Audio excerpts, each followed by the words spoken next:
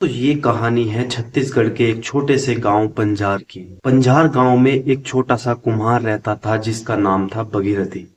भगीरथी की एक बेटी थी जिसका नाम बिंदिया था और बिंदिया का भाई यानी कि चंद्रपाल, तीनों साथ रहते थे। बिंदिया की उम्र 18 से ऊपर थी, यानी कि उसकी उम्र शादी के लायक हो गई थी। भगीरथी को उसकी शादी की चिंता रहती थी, लेकिन भगीरथी को ये मालूम नहीं था कि उसकी बेटी बिंदिया गांव के ही एक लड़के कन्हैया से प्यार करती थी, जो कि दूसरी कास्ट से बिलोंग करता था।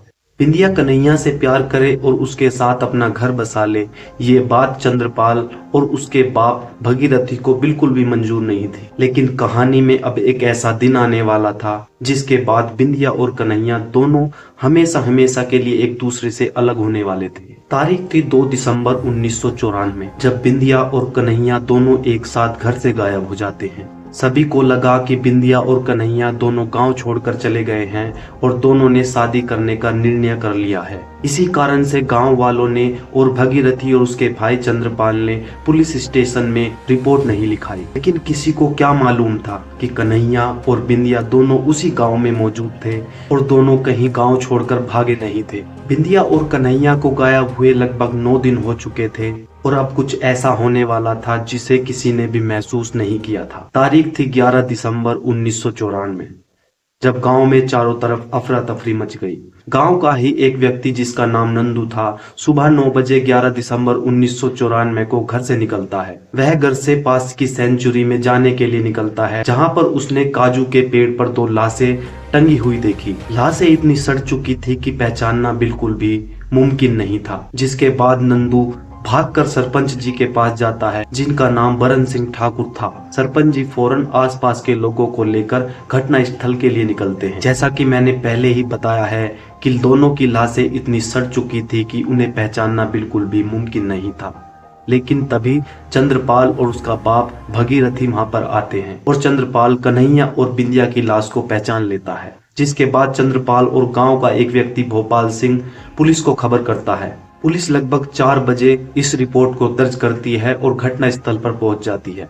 घटना स्थल पर पहुंचने के बाद पुलिस को बॉडी को पोस्टमार्टम के लिए भेजना था, जो कि पास ही के गवर्नमेंट हॉस्पिटल में भेजा गया। पोस्टमार्टम की प्रक्रिया डॉक्टर R.K. सिंह के द्वारा पूरी की गई और पोस्टमार्टम की रिपोर्ट लगभग 2 दिन बाद आई। Doctor R.K. सिंह की रिपोर्ट की माने तो यह एक सुसाइड की तरफ इशारा था। उनकी रिपोर्ट का मानना था कि दोनों की मौत गले की हड्डी टूटने की वजह से हुई है और दम घुटने की वजह से हुई है, जो कि साफ इशारा कर रहा था कि शायद इन्होंने आत्महत्या की है, क्योंकि दम घुटने का मतलब फांसी से ही था और जब दोनों की लाश मिली थी तो वो रस्सी पर लटके हुए थे। रिपोर्ट में एक बात और मेंशन की गई थी कि लगभग दोनों की मौत 8 से 10 दिन पहले हो चुकी है। पुलिस भी मानने लगी थी कि बिंदिया और कन्हैया की मौत आत्महत्या है और इसका कोई हत्या से ताल्लुक नहीं है। यही सोचकर पुलिस केस को बंद करना चाह रही थी। लेकिन पुलिस के सामने कुछ सवाल थे जो कि पुलिस को केस बंद करने में अड़चन पैदा कर रहे थे। उनमें से एक काफी मुख्य सवाल था कि अगर कन्हैया और बिंदिया ने दोनों ने आत्महत्या की है तो गांव वालों ने इनकी लाशों को अब तक देखा क्यों नहीं था, क्योंकि दोनों को गायब हुए लगभग 9 दिन हो चुके थे। पुलिस इस सवाल को खोजने के लिए गांव के हर एक व्यक्ति से पूछताछ करती है और पुलिस की ये मेहनत आखिरकार रंग लाती है।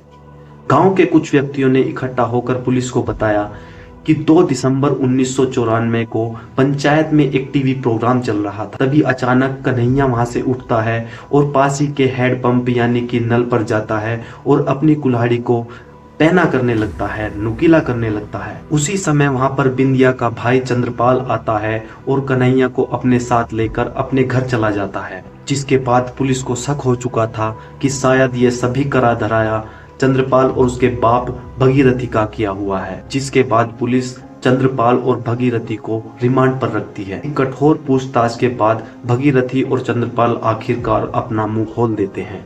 पुलिस को चंद्रपाल बताता है कि 2 दिसंबर 1994 को वह कन्हैया को अपने साथ अपने घर लेकर गया था, जहां पर पहले से ही गांव के 2 व्यक्ति मौजूद थे और साथ में उसका पिता भगीरथी भी मौजूद था। भगीरथी को कन्हैया और बिंदिया के बारे में सब कुछ पता था। जिसके बाद कन्हैया और भगीरथी में बिंदिया को लेकर बहस छिड़ जाती है। ये बहस इतनी आगे बढ़ जाती है कि भगीरथी अपना आपा खो देता है। चंद्रपाल ने बताया कि भगीरथी और गांव के 2 व्यक्ति मंगल सिंह और विदेशी ने कन्हैया के पैर पकड़े और हाथ पकड़े, जिसके बाद चंद्रपाल ने उसका गला घोट दिया। कन्हैया दर्द से फड़फड़ा रहा था, लेकिन चारों व्यक्तियों के सामने उसकी क्या चलने वाली थी, और आखिरकार कुछ ही सेकंडों में कन्हैया ने अपना दम तोड़ दिया। लेकिन बात घूम कर आती है कि आखिर बिंदिया की हत्या कैसे हुई थी। इसी का जवाब भी चंद्रपाल ने दिया। चंद्रपाल ने बताया कि कन्हैया की मौत के बाद हमने बिंदिया को भी उसी तरीके से मारा जैसे हमने कन्हैया को मारा था।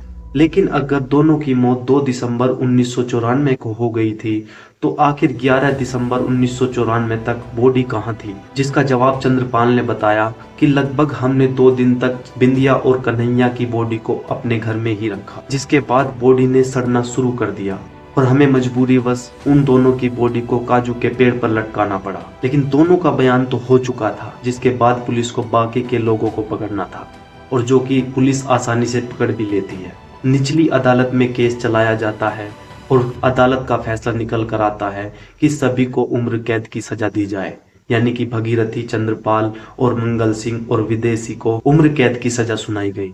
जिसके बाद केस को हाई कोर्ट में चैलेंज किया गया। हाई कोर्ट ने चंद्रपाल को तो सजा सुना दी, लेकिन भगीरथी, मंगल सिंह और विदेशी को कठोर सबूत न होने के कारण छोड़ना पड़ा। चंद्रपाल ने इस केस को फिर सुप्रीम कोर्ट में चैलेंज किया ताकि वो बच जाए, लेकिन सुप्रीम कोर्ट ने भी इस फैसले को जारी रखा और चंद्रपाल को उम्र कैद और बाकी सभी को रिहा कर दिया गया, क्योंकि कोई ऐसा कठोर सबूत उनके पास नहीं था जो कि ये इशारा करे कि ये तीनों भी वहां पर मौजूद थे।